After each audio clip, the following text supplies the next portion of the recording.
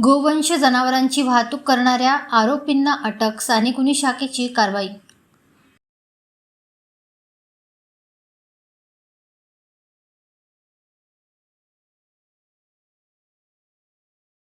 गोवंश जनावरांची अवैध वाहतूक करणाऱ्या 2 आरोपींना अटक करण्यात आली आहे। ही कारवाई 30 जानेवारी रोजी स्थानिक गुन्हे शाखेच्या पथकाने केली।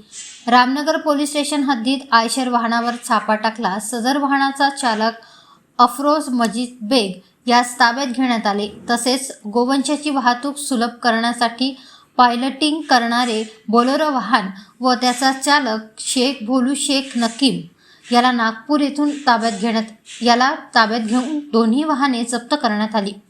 छाप्यात वाहनातून एकूण 24 नग गोवंश ताब्यात घेण्यात आले असून त्यांची सुरक्षिततेच्या दृष्टीने प्यार फाउंडेशन चंद्रपूर येथे रवानगी करण्यात आली आहे।